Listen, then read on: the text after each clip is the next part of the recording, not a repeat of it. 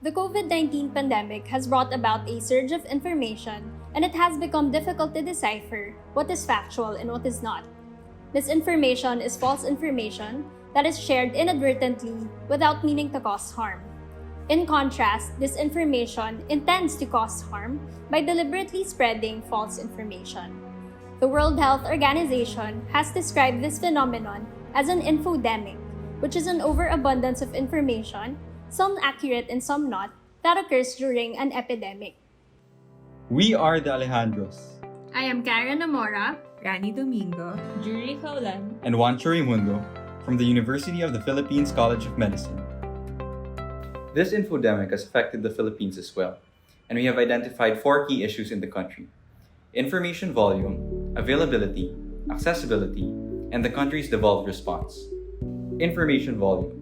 This is magnified by the lack of a strict centralized surveillance, ease of sharing in various social media pages, and the number of Filipinos relying on websites and social media platforms for news. According to the latest Digital 2021 report, the primary reason why global internet users use social media is to stay up to date with the news and current events. The same report showed that the Philippines is number 1 worldwide in terms of daily time spent using the internet and social media. Availability.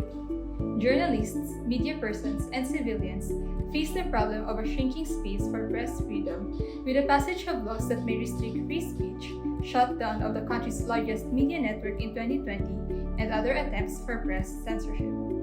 accessibility. The issues regarding availability also greatly affect the areas where these media serve as the primary method of information dissemination. Another crucial factor is the ICT landscape in the Philippines. Until now, internet connectivity and access to electricity remain higher in urban centers, with weak digital infrastructure persisting in the more rural areas, according to the National ICT Household Survey done in 2020. Devolved response. Health system governance and stewardship are designated to each local government unit, with national policies being treated more as guidelines. The execution of health policies relies heavily on local government effectiveness. Consequently, this leads to varied outcomes. While there are various existing fact-checking initiatives in the country, they have yet to be centralized. The Department of Health launched its own COVID-19 Infodemic Response Task Force that does social media monitoring and community listening to assess and fact-check rumors. Under this task force, a proposal has been drafted to mobilize local health workers, including barangay health emergency response teams, which have the following existing roles: to collect information and create a rumor log in their respective communities. The team approached this problem through the lens of the primary healthcare approach. Adherent to the Alma-Ata Declaration of 1978, our solution is rooted in the principles of being accessible, available, appropriate, affordable, and empowering. Thus, our solution was designed to be community-based, participatory, centralized, and multi-sectoral in order to address the key issues mentioned. Our framework was based on the disinformation life cycle, from the instigators to the agents, messages, intermediaries, and targets, with interventions and functions designed to target each stage of the life cycle. With data privacy in mind, precautions such as authentication, access control, audit trails, and encryption will be used. Our solution is CHICA, or the Community Health Infodemic Control and Alert System. CHICA is the Filipino word for rumor or any new information. The CHICA software is a community-based platform which aims to track, map, and fact-check information obtained from a database of community-collected rumor logs. It aims to provide data and analytics that will guide policy and decision-making, and it also aims to increase health literacy by educating and empowering its users through SMS alerts and its rumor log. CHICA is used mainly by births.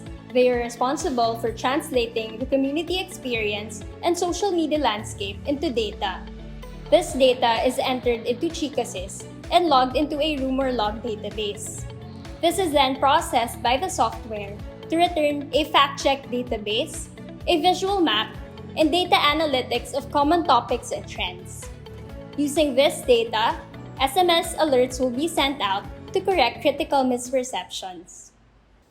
Our main objective is to create the CHICA software and deploy it to communities in the Philippines. We plan to achieve the initial deployment by February 2022. The planning and design phase commenced in May 2021, and by July, coding of the software will also begin, along with establishing partnerships with identified communities, organizations, and companies. By December, we plan to do pilot testing in a chosen community, receive feedback, and collaborate with the community members, especially the birds, on how to improve the software prior to deployment. A huge chunk of our budget will be allocated mainly for the development of CHICA,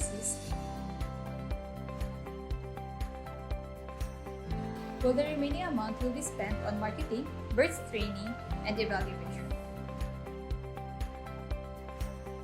We would like to partner with different fact-checking organizations and networks, government agencies, local government units and non-government organizations, telecommunication companies, and the academia. In order to sustain the software, we will have a core team of developers who will regularly monitor and update the software based on current needs. We will also have a core team of birds to monitor its implementation and to train others on how to use CHICA. Software maintenance in the communities will be funded by the respective local government units as part of their infodemic response. In the future, we plan to scale this software by adding the following features. The limitations and challenges we expect to encounter include, number 1, the overall ICT infrastructure in the Philippines. As discussed previously, not all areas of the country are equipped with sufficient infrastructures that will enable technological advancements such as CHICA. Next is our workforce.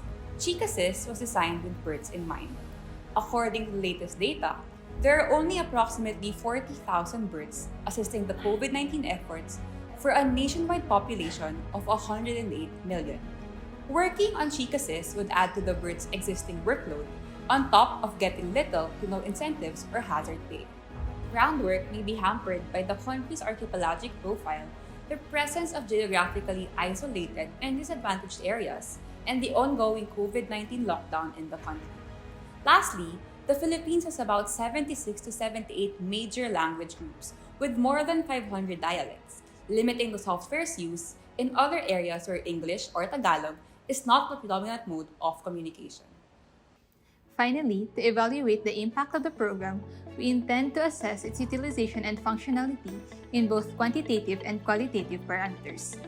For quantitative parameters, we will make use of key performance indicators to ensure that the software runs smoothly and is able to cater to its users' needs according to the following metrics: acquisition, engagement and behavior, and user experience.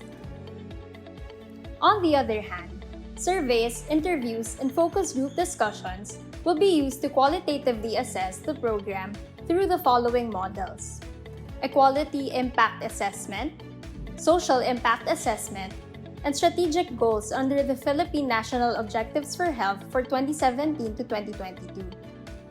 As a way to maximize the program's positive impact and minimize its negative effects, especially to the most tech-deficient communities in the country, we will provide regular assessments regarding its service delivery, which includes the following. All in all, this innovation is grounded in the principle of a community-based and driven intervention, which would facilitate a centralized system of providing evidence-based information used not only within the communities, but also by government institutions and non-government organizations. We want to build on the numerous existing fact-checking initiatives and facilitate coordination among major stakeholders while promoting literacy with the goal of putting an end to the disinformation lifecycle.